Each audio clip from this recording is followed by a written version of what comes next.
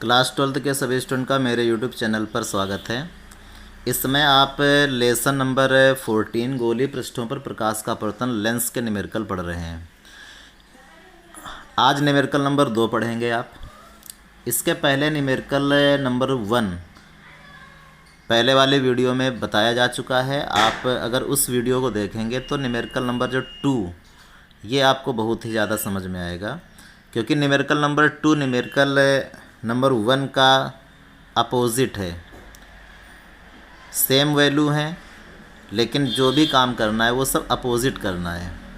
पहले न्यूमेरिकल में वस्तु की दूरी दी गई थी, प्रतिबिंब की दूरी निकालनी थी, और आज प्रतिबिंब की दूरी दी गई है और वस्तु की दूरी हमें यहाँ पे ज्ञात करना है। इसलिए वीडियो नंबर 1 इसका पार्ट 1 इसका ज़रूर आप देखें। इसमें करा कि कांच n = 1.5, इसका मतलब है कि कांच का अपवर्तनांक 1.5 है कि 4 सेंटीमीटर व्यास के ठोस गोले के भीतर वायु का एक बुलबुला गोले के पृष्ठ से व्यास के अनुदिश देखने पर 1 सेंटीमीटर दूर दिखाई देता है। बुलबुला गोले के पृष्ठ से 1 सेंटीमीटर दूरी पर दिखाई देता है, यानी ये प्रतिबिंब की दूरी है। तो बुलबुले गोले के भीतर बुलबुले की वास्तविक स्थिति ज्ञात करके दिखाना है, यानी वस्तु की दूरी हम निकाल के दिखाएंगे। तो एक बार हम इसका फिगर बनाते हैं, क्योंकि बिना फिगर के आप न्यूमेरिकल नहीं लगाओगे। बिना फिगर के आप न्यूमेरिकल लगा भी नहीं सकते हो, इसलिए फिगर को आप समझें। ये इस गोले का सेंटर है। कांच के भीतर ये एक 4 सेंटीमीटर व्यास का वायु का एक बुलबुला है। तो हमने बुलबुले को बना लिया है। तो ये कांच के भीतर बनता है। इसका जो व्यास है डाईमीटर वो 4 सेंटीमीटर है। तो ऐसे में आप समझ सकते हो, अगर व्यास 4 सेंटीमीटर है तो त्रिज्या व्यास की आधी होती है, और त्रिज्या को हम यहाँ पे रेडियस ऑफ कर्वेचर, वक्रता त्रिज्या इसकी लिखेंगे, रेडियस ऑफ कर्वेचर वो व्यास की आधी हो जाएगी। तो 4 था इसलिए 2 लिख लेते हैं। यहाँ से लेकर यहाँ तक की जो दूरी रहेगी वो 2 रहेगी। ये सेंटर है।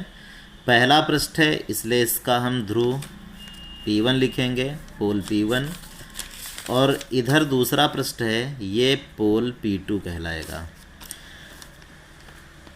कांच का जो अपवर्तनांक है वो 1.5 है। कहता कि व्यास के अनुदिश देखने पर पृष्ठ से 1 सेंटीमीटर दूरी पर बुलबुला दिखाई देता है। तो बुलबुले का प्रतिबिंब हमको दिखेगा। तो हम मान लेते हैं कि ये पूरा 2 सेंटीमीटर है, तो 1 सेंटीमीटर की दूरी पर यहाँ पे प्रतिबिंब हमको दिखेगा। ये 1 सेंटीमीटर की दूरी है। प्रतिबिंब की दूरी को हम लोग v से नोट करते हैं, और v = 1 सेंटीमीटर। चूँकि पृष्ठ से दाईं तरफ की दूरी है, इसलिए ये जो दूरियां हैं, चाहे वक्रता त्रिज्या हो और चाहे प्रतिबिंब की दूरी हो, ये सब दाईं तरफ की दूरियां हैं, इसलिए ये पॉजिटिव रहेंगी। तो दोनों को हमने प्लस चिन्ह के साथ यहाँ पे नोट कर लिया है। कह रहा है इसकी प्रतिबिंब जो बनेगा तो बुलबुले की वास्तविक स्थिति क्या होगी। तो मान लेते हैं कि बुलबुला जहाँ भी बनेगा, हम फिगर को बाद में कंप्लीट करेंगे, पहले हम न्यूमेरिकल को लगा लेते हैं। इतना तय है कि बुलबुला कहीं यहीं पे कहीं बनेगा, और जो प्रकाश की किरणें हैं, ये बुलबुला कांच के भीतर है, आँख कहीं यहाँ पे होगी, बाहर होगी आँख। तो प्रकाश की किरणें कांच से वायु में जाएंगी, क्योंकि यहाँ पे कांच के बाहर वायु होगी, और यहाँ पे ऐसे कांच रहेगा। तो चूँकि प्रकाश किरणें कांच से वायु में जाएंगी, तो कांच के सापेक्ष वायु में जब प्रकाश किरणें जाएंगे तो कांच से वायु में जाएंगे, तो कांच हो जाएगा पहला माध्यम और वायु हो जाएगा दूसरा माध्यम। तो कांच का जो अपवर्तनांक है उसको n1 से नोट करेंगे, वो इसमें पहले ही दिया गया है कि 1.5 है। तो n1 = 1.5 लिखते हैं, और वायु का जो अपवर्तनांक होता है वो 1 होता है, इसलिए n2 = यहाँ पे हम 1 लिख लेते हैं। और वस्तु बुलबुले की जो वास्तविक स्थिति है वो वस्तु का कार्य करेगी। वस्तु की दूरी हमको निकाल के दिखाना है। एक बार फिर यहाँ पे हम अपवर्तन के सूत्र से लगाएंगे। तो गोलीय पृष्ठों पर जो अपवर्तन का सूत्र होता है वो बहुत ही सरल है। वो है n2 अपान में v माइनस में n1 अपान में u equal to n2 minus में n1 अपान में r। ये गोलीय पृष्ठों पर अपवर्तन का सूत्र है। n2 की वैल्यू इसमें 1 दी गई है, यहाँ पे 1 रख लेते हैं। और v की वैल्यू हमको मालूम है 1 सेंटीमीटर है, यहाँ पे 1 रखते हैं माइनस में। n1 की वैल्यू 1.5 है, 1.5 रखते हैं। और u की वैल्यू इस बार हमको निकालना है, इसलिए u को u बना रहने देते हैं। इक्वल टू में n2 की वैल्यू इसमें 1 है, 1 रखेंगे। n1 की वैल्यू 1.5 है, 1.5 रखेंगे। और r की वैल्यू जो वक्रता त्रिज्या है वो प्लस की 2 है, इसलिए यहाँ पे प्लस का 2 रख लेते हैं। 1/1 की वैल्यू 1 हो जाएगी, माइनस में 1.5 अपान में u और इक्वल टू में 1 में 1.5 घटाते हैं तो माइनस का 0.5 और नीचे 2 रहेगा। दशमलव हटाएंगे तो नीचे 0 बढ़ेगा और 5 से काटेंगे तो आ जाएगा 1/4। इस तरीके से इस वैल्यू को हम इधर लेकर जाते हैं और -1/4 को इधर लेकर आते हैं तो 1.5 अपान में u इक्वल टू, जब इस -1/4 को इधर लेकर आएंगे तो ये +1 में जुड़ जाएगा और 1 + 1/4 बनेगा। इस तरीके से 1.5 अपान में u इक्वल टू 4 के 4 और 1 5 और बटे में 4 क्रॉस मल्टीप्लाई कर लेते हैं। 5 का u में तो 5u और 4 का 1.5 में तो 6.0, 15 चुकू 60। तो इस तरीके से u इक्वल टू 6 अपान में 5, 6/5 और 5 का जब 6 में भाग करेंगे तो 1.2 सेंटीमीटर आ जाएगा, वो भी प्लस का। तो इसका मतलब ये है कि पहले पृष्ठ से, चूँकि u का चिन्ह प्लस है इसलिए जो वस्तु है वो दाईं तरफ होगी। तो ध्रुव यानी P1 से 1.2 सेंटीमीटर की दूरी पर यहाँ पे वस्तु बनेगी 1.2 सेंटीमीटर। अब हम चित्र को यहाँ पे कंप्लीट करते हैं। सबसे पहले हम अभिलंब खींचते हैं तो C से हम ऐसे अभिलंब एक खींच देंगे, ये नॉर्मल है। और प्रतिबिंब यहाँ पे बनना था 1.2 सेंटीमीटर की दूरी पर, तो प्रतिबिंब ऐसे यहाँ पे प्रकाश किरण मिलती हुई प्रतीत होगी और वस्तु से प्रकाश किरण ऐसे जाएगी और ये ऐसे यहाँ पे मुड़ गई। तो इस तरीके से क्या होगा, इसका हम फिगर बना लेंगे और तब जो वस्तु की दूरी होगी वो u इक्वल टू 1.2 सेंटीमीटर, ये हमें आंसर प्राप्त हो गया है। तो ऐसे क्वेश्चन बहुत ज़्यादा इम्पॉर्टेंट होते हैं गोलीय पृष्ठों पर। अपवर्तन के सूत्र के जितने भी न्यूमेरिकल हैं वो आपको बोर्ड एग्ज़ाम में अक्सर मिलते रहते हैं, या तो डेरिवेशन आता है और या तो फिर इसका एक न्यूमेरिकल आता है। दो में कोई एक ज़रूर आएगा, इसलिए आप दोनों की तैयारी अच्छी तरीके से करें। डेरिवेशन भी आप तैयार रखें और इसके न्यूमेरिकल भी तैयार रखें ताकि आपको पूरे के पूरे नंबर मिल सकें। और ये हरदम बड़े नंबर देने वाले प्रश्न होते हैं, छोटे नंबर देने वाले प्रश्न नहीं होते हैं। तो आप इसको अच्छी तरीके से समझ लें जिससे कि आपको कोई दिक्कत बोर्ड एग्ज़ाम में ना हो। इसके आगे भी क्वेश्चन है, उनको मैं अगले वीडियो में आपको समझाऊंगा। Thank you. क्लास 12th के सभी स्टूडेंट का मेरे यूट्यूब चैनल पर स्वागत है। इसमें आप लेसन नंबर 14 गोलीय पृष्ठों पर प्रकाश का अपवर्तन लेंस के न्यूमेरिकल पढ़ रहे हैं। आज न्यूमेरिकल नंबर 2 पढ़ेंगे आप। इसके पहले न्यूमेरिकल नंबर 1 पहले वाले वीडियो में बताया जा चुका है। आप अगर उस वीडियो को देखेंगे तो न्यूमेरिकल नंबर जो 2 ये आपको बहुत ही ज़्यादा समझ में आएगा, क्योंकि न्यूमेरिकल नंबर 2 न्यूमेरिकल नंबर 1 का अपोजिट है। सेम वैल्यू है लेकिन जो भी काम करना है वो सब अपोजिट करना है। पहले न्यूमेरिकल में वस्तु की दूरी दी गई थी, प्रतिबिंब की दूरी निकालनी थी, और आज प्रतिबिंब की दूरी दी गई है और वस्तु की दूरी हमें यहाँ पे ज्ञात करना है। इसलिए वीडियो नंबर 1 इसका पार्ट 1 इसका ज़रूर आप देखें। इसमें करा कि कांच n इक्वल टू 1.5, इसका मतलब है कि कांच का अपवर्तनांक 1.5 है कि 4 सेंटीमीटर व्यास के ठोस गोले के भीतर वायु का एक बुलबुला गोले के पृष्ठ से व्यास के अनुदिश देखने पर 1 सेंटीमीटर दूर दिखाई देता है। बुलबुला गोले के पृष्ठ से 1 सेंटीमीटर दूरी पर दिखाई देता है, यानी ये प्रतिबिंब की दूरी है।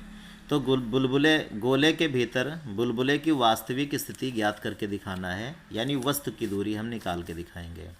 तो एक बार हम इसका फिगर बनाते हैं, क्योंकि बिना फिगर के आप न्यूमेरिकल नहीं लगाओगे, बिना फिगर के आप न्यूमेरिकल लगा भी नहीं सकते हो, इसलिए फिगर को आप समझें। ये इस गोले का सेंटर है, कांच के भीतर ये एक 4 सेंटीमीटर व्यास का वायु का एक बुलबुला है। तो हमने बुलबुले को बना लिया है, तो ये कांच के भीतर बनता है। इसका जो व्यास है डाईमीटर वो 4 सेंटीमीटर है। तो ऐसे में आप समझ सकते हो, अगर व्यास 4 सेंटीमीटर है तो त्रिज्या व्यास की आधी होती है, और त्रिज्या को हम यहाँ पे रेडियस ऑफ कर्वेचर, वक्रता त्रिज्या इसकी लिखेंगे, रेडियस ऑफ कर्वेचर, वो व्यास की आधी हो जाएगी। तो 4 था, इसलिए 2 लिख लेते हैं। यहाँ से लेकर यहाँ तक की जो दूरी रहेगी वो 2 रहेगी। ये सेंटर है, पहला पृष्ठ है, इसलिए इसका हम ध्रुव P1 लिखेंगे, पोल P1, और इधर दूसरा पृष्ठ है, ये पोल P2 कहलाएगा। कांच का जो अपवर्तनांक है वो 1.5 है। कहता कि व्यास के अनुदिश देखने पर पृष्ठ से 1 सेंटीमीटर दूरी पर बुलबुला दिखाई देता है। तो बुलबुले का प्रतिबिंब हमको दिखेगा। तो हम मान लेते हैं कि ये पूरा 2 सेंटीमीटर है, तो 1 सेंटीमीटर की दूरी पर यहाँ पे प्रतिबिंब हमको दिखेगा। ये 1 सेंटीमीटर की दूरी है। प्रतिबिंब की दूरी को हम लोग v से नोट करते हैं, और v = 1 सेंटीमीटर। चूँकि पृष्ठ से दाईं तरफ की दूरी है, इसलिए ये जो दूरियां हैं, चाहे वक्रता त्रिज्या हो और चाहे प्रतिबिंब की दूरी हो, ये सब दाईं तरफ की दूरियां हैं, इसलिए ये पॉजिटिव रहेंगी। तो दोनों को हमने प्लस चिन्ह के साथ यहाँ पे नोट कर लिया है। कह रहा है इसकी प्रतिबिंब जो बनेगा तो बुलबुले की वास्तविक स्थिति क्या होगी। तो मान लेते हैं कि बुलबुला जहाँ भी बनेगा, हम फिगर को बाद में कंप्लीट करेंगे, पहले हम न्यूमेरिकल को लगा लेते हैं। इतना तय है कि बुलबुला कहीं यहीं पे कहीं बनेगा, और जो प्रकाश की किरणें हैं, ये बुलबुला कांच के भीतर है, आँख कहीं यहाँ पे होगी, बाहर होगी आँख। तो प्रकाश की किरणें कांच से वायु में जाएंगी, क्योंकि यहाँ पे कांच के बाहर वायु होगी, और यहाँ पे ऐसे कांच रहेगा। तो चूँकि प्रकाश किरणें कांच से वायु में जाएंगी, तो कांच के सापेक्ष वायु में जब प्रकाश किरणें जाएंगे तो कांच से वायु में जाएंगे, तो कांच हो जाएगा पहला माध्यम और वायु हो जाएगा दूसरा माध्यम। तो कांच का जो अपवर्तनांक है उसको N1 से नोट करेंगे, वो इसमें पहले ही दिया गया है कि 1.5 है। तो N1 = 1.5 लिखते हैं, और वायु का जो अपवर्तनांक होता है वो 1 होता है, इसलिए N2 = यहाँ पे हम 1 लिख लेते हैं। और वस्तु बुलबुले की जो वास्तविक स्थिति है वो वस्तु का कार्य करेगी, वस्तु की दूरी हमको निकाल के दिखाना है। एक बार फिर यहाँ पे हम अपवर्तन के सूत्र से लगाएंगे। तो गोलीय पृष्ठों पर जो अपवर्तन का सूत्र होता है वो बहुत ही सरल है, वो है N2/V माइनस में N1/U = N2 - N1/R। ये गोलीय पृष्ठों पर अपवर्तन का सूत्र है। N2 की वैल्यू इसमें 1 दी गई है, यहाँ पे 1 रख लेते हैं, और V की वैल्यू हमको मालूम है 1 सेंटीमीटर है, यहाँ पे 1 रखते हैं माइनस में। N1 की वैल्यू 1.5 है, 1.5 रखते हैं, और U की वैल्यू इस बार हमको निकालना है, इसलिए U को U बना रहने देते हैं। इक्वल टू में N2 की वैल्यू इसमें 1 है, 1 रखेंगे। N1 की वैल्यू 1.5 है, 1.5 रखेंगे, और R की वैल्यू जो वक्रता त्रिज्या है वो प्लस की 2 है, इसलिए यहाँ पे प्लस का 2 रख लेते हैं। 1/1 की वैल्यू 1 हो जाएगी, माइनस में 1.5/U, और इक्वल टू में 1 में 1.5 घटाते हैं तो माइनस का 0.5 और नीचे 2 रहेगा। दशमलव हटाएंगे तो नीचे 0 बढ़ेगा, और 5 से काटेंगे तो आ जाएगा 1/4। इस तरीके से इस वैल्यू को हम इधर लेकर जाते हैं और -1/4 को इधर लेकर आते हैं। तो 1.5/U = जब इस -1/4 को इधर लेकर आएंगे तो ये +1 में जुड़ जाएगा और 1 + 1/4 बनेगा। इस तरीके से 1.5 में u = 4 के 4 और 1 5, 5 और बटे में 4, क्रॉस मल्टीप्लाई कर लेते हैं 5 का u में तो 5u और 4 का 1.5 में तो 6.0, 15 × 60। तो इस तरीके से u = 6/5, 6/5 और 5 का जब 6 में भाग करेंगे तो 1.2 सेंटीमीटर आ जाएगा, वो भी प्लस का। तो इसका मतलब ये है कि पहले पृष्ठ से, चूँकि u का चिन्ह प्लस है इसलिए जो वस्तु है वो दाईं तरफ होगी, तो ध्रुव यानी P1 से 1.2 सेंटीमीटर की दूरी पर यहाँ पे वस्तु बनेगी 1.2 सेंट। अब हम चित्र को यहाँ पे कंप्लीट करते हैं। सबसे पहले हम अभिलंब खींचते हैं, तो C से हम ऐसे अभिलंब एक खींच देंगे, ये नॉर्मल है। और प्रतिबिंब यहाँ पे बन रहा था 1.2 सेंटीमीटर की दूरी पर, तो प्रतिबिंब ऐसे यहाँ पे प्रकाश किरण मिलती हुई प्रतीत होगी और वस्तु से प्रकाश किरण ऐसे जाएगी और ये ऐसे यहाँ पे मुड़ गई। तो इस तरीके से क्या होगा, इसका हम फिगर बना लेंगे और तब जो वस्तु की दूरी होगी वो u = 1.2 सेंटीमीटर, ये हमें आंसर प्राप्त हो गया है। तो ऐसे क्वेश्चन बहुत ज़्यादा इम्पॉर्टेंट होते हैं। गोलीय पृष्ठों पर अपवर्तन के सूत्र के जितने भी न्यूमेरिकल हैं वो आपको बोर्ड एग्ज़ाम में अक्सर मिलते रहते हैं, या तो डेरिवेशन आता है और या तो फिर इसका एक न्यूमेरिकल आता है, दो में कोई एक ज़रूर आएगा। इसलिए आप दोनों की तैयारी अच्छी तरीके से करें, डेरिवेशन भी आप तैयार रखें और इसके न्यूमेरिकल भी तैयार रखें, ताकि आपको पूरे के पूरे नंबर मिल सकें। और ये हरदम बड़े नंबर देने वाले प्रश्न होते हैं, छोटे नंबर देने वाले प्रश्न नहीं होते हैं। तो आप इसको अच्छी तरीके से समझ लें, जिससे कि आपको कोई दिक्कत बोर्ड एग्ज़ाम में ना हो। इसके आगे भी क्वेश्चन है, उनको मैं अगले वीडियो में आपको समझाऊंगा। Thank you.